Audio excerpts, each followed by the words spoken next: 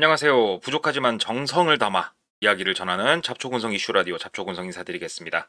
오늘 세 가지 이슈를 가져와 봤고요. 첫 번째, 주 4일제 도입 논란부터 시작을 하도록 하겠습니다. 주 4일제가 우리 사이에서 많이 논의가 되고 있습니다. 이게 과연 실시를 하는 게 옳은가? 아닌가? 시기상조인가? 여러 가지 얘기가 있는데, 현재 직장인 10명 중에 7명은 찬성을 하고 있다고 하는데요. 자세한 내용을 보게 되면은 70%의 직장인이 찬성을 한다. 아주 지지율이 높아요.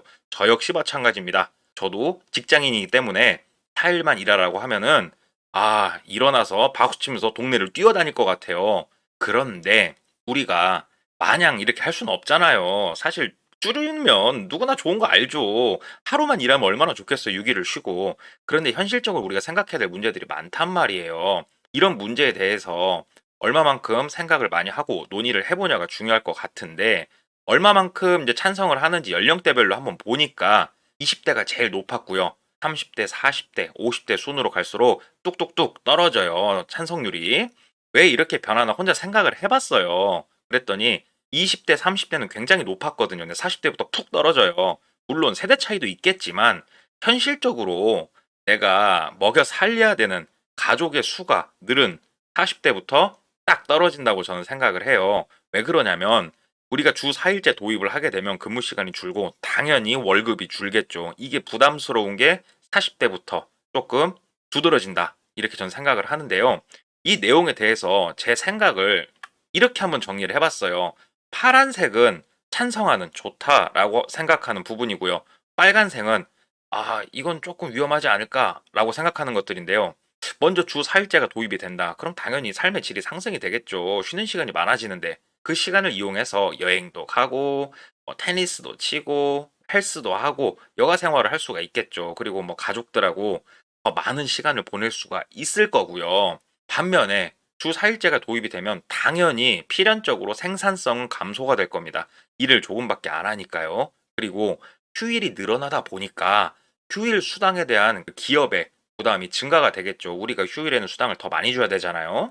그리고 당연히 임금이 또 감소가 됩니다. 4일만 일하니까요. 자, 이런 양면성을 가지고 있는데 두 개가 공통적으로 물리면서 생각을 해봐야 될 게 있어요. 내수 경제가 과연 어떻게 될 것인가? 주 4일제가 도입이 되면 쉬는 날이 많아지니까 많이 놀러 다니고 많은 걸 체험을 하고 많이 먹고 놀고 하겠다. 그러면 내수 경제가 살아날까요? 아니면 반대로 생각해서 쉬는 날이 많아져서 연차 같은 걸 붙여 씀으로 인해 해외로 여행을 더 많이 가게 되고 지출이 커지겠다. 다른 나라로 우리나라 돈이 이제 많이 빠져나가는 그런 현상이 생길 것이다. 내수 경제는 무너질 것이다. 라는 상반된 생각을 할 수가 있을 것 같고요. 더 민감한 부분, 출산율은 어떻게 될 것인가? 쉬는 날이 많아지니까 애를 낳고 잘 키워볼 건가? 아니면 똑같거나 더 떨어질 것인가? 이거에 대해서 이제 생각을 해봐야 될 것 같은데, 제 얘기를 들으시는 우리 시청자분들도 이 부분에 대해서는 정말 궁금해요. 한번 댓글로 생각을 좀 알려주시고요. 저는 내수 경제는 그래도 조금은 상승하지 않을까. 사람은요, 아무리 돈이 없어도 쉬면은 뭐라도 놀게 돼 있어요. 그러면서 돈을 좀 쓰겠죠. 그리고 출산율은 저는 똑같거나 떨어질 거라고 생각을 합니다.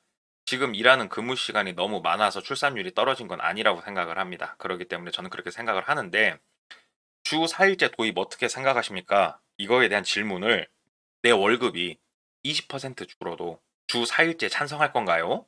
이렇게 바꿔보면 대답이 또 사뭇 달라질 것 같아요. 우리 시청자분들 생각은 어떠신지 꼭 댓글 한번 부탁드릴게요. 자, 두 번째 이야기로 넘어가 보겠습니다. 가계 여윳돈이 굉장히 감소를 하고 있대요.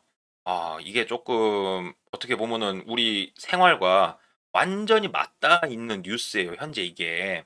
이걸 보고 가계 흑자액이라고 한답니다.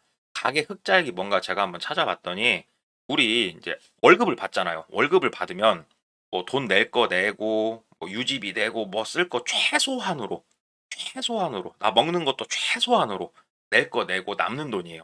그 돈이 한 100만 원 남는데요. 그럼 이 100만 원으로 우리는 좀 더 맛있는 거 돼지고기도 사 먹고 소고기도 사 먹고 피자도 사 먹고 자 어디 잠깐 여행도 좀 갔다 오고 아이고 친구 누구 결혼한다네 이 돈에서 그 돈도 내고 이렇게 하는 거예요. 그 돈이 실질적으로 100만 원밖에 안 된다 이거예요. 왜 그런가 봤더니 실질 소득이 줄어드는 거예요. 금리가 올라가고 물가가 막 올라가다 보니까 버는 돈은 똑같은데 당연히 실질 소득이 줄어들죠. 그러면서 소비 지출이 막 증가를 하는 거예요. 모든 게 다 올라가니까. 그러면서 내가 이제 가지게 될 수 있는 여윳돈이 확 쪼라들어 버리는 거예요. 이게 정말 우리 일상생활에 완전하게 붙어 있는 얘기예요. 가계 흑자액으로 우리 부채도 좀 미리미리 상환하고 여러 가지 것들을 할 수가 있는데 이 돈이 줄어들어 버리니까 소비 심리가 확 위축되는 거예요. 어디 멀리 놀러 가서 정말 풍족하게 멋지게 쓸 것도 가까운 곳으로 적당히 놀러 가게 되고 먹는 것도 외식도 굉장히 줄이고 허리띠를 딱 졸라매게 되는 거죠. 이 부분은 지금 상태가 계속 지속이 된다고 하면은 와장창창 무너질 것 같아요. 시중에 풀린 돈이 정말 어마어마할 겁니다. 근데 그 중에 대부분이, 정말 대부분이 부동산에 다 들어가 있어요. 그리고 조금 가지고 우리가 생활하고 이렇게 경제가 돌아간다 보시면 돼요. 금리를 올리잖아요. 부동산에 들어간 거는 이렇게 빠지지가 않았어요. 그 조금 가지고 돌아간 이 돈에서 막 그냥 삥을 뜯어가는 거예요. 그러니까 우리가 모두 지죠.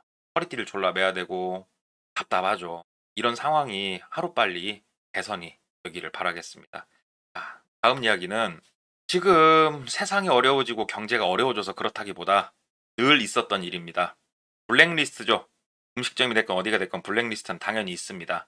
그 중에 재밌는 뉴스가 있어서 가져와 봤는데 정말 맛있게 식사를 하셨대요. 촥 식사를 하시더니 본인 머리카락을 만지작 만지작 하면서 머리카락을 쏙 넣었대요. 그러면서 야 어떻게 이 밥에서 머리카락이 나올 수가 있어? 나 밥값 못 줘. 하고 나가버린 거예요. 그래가지고 CCTV를 막 돌려봤더니 본인 머리카락을 넣는 장면이 포착이 된 거예요. 굉장히 악성이죠. 이런 악성 고객들, 블랙리스트 고객들은 정말 정말 이거는 문제가 있다고 봐요. 자영업자들한테 얼마만큼 이게 큰 일입니까? 안 그래도 돈 벌기 힘들어요, 요즘. 그런 와중에 와서 이런 못된 짓을 하고 자영업자 등을 쳐먹는 사람들은 이거 정말 처벌을 굉장히 강력하게 해야 된다 생각을 해요. 이런 식으로 머리카락을 넣든지 해서 농락을 하는 사람들, 노쇼를 하는 사람들, 정말 형태 다양하지 않습니까? 우리 주변을 바라보게 되면은. 이런 사람들에 대해서 처벌할 수 있는 뭔가 보항이 좀 만들어지고 강력하게 처벌을 해야 이런 짓을 안 하죠. 그리고 이런 사람들은요, CCTV를 보여주면 또 무슨 소리를 하냐면은, 당신, 누구 허락 받고 날 찍었어. 이렇게 또 따지는 사람들이란 말이에요. 아, 우리가 서로 믿고, 좀 위하고, 정직해진 세상이 왔으면 하는데, 저도 살다 보니까 느끼는 거지만, 이런 세상은 좀 힘들 것 같고, 법으로 강력하게 막아야 우리가 조금, 다 같이 동참할 수 있는 것 같아요. 그래서 이런 부분은 확실히 법적으로 뭔가 개선이 필요하다고 생각이 됩니다. 자, 오늘 여러 가지 이야기 좀 전달 드렸는데, 오늘은 정치 얘기를 조금 빼고 뭔가 우리 생활과 밀접해 있고 간단하게 들을 수 있는 얘기 위주로 한번 말씀을 드려봤어요. 오늘 이야기의 생각, 의견들을 한번 댓글로 남겨주시고요. 구독자분들 많이 모이면 우리 같이 실시간으로 답답했던 일, 막 열받았던 일 서로 얘기하면서 즐겁게 소통하고 해결책도 같이 찾아보고 그런 시간 꼭 가져봤으면 좋겠어요. 부족한 이야기 들어주셔서 감사하고요. 우리 다음 시간에 또 봬요. 고맙습니다.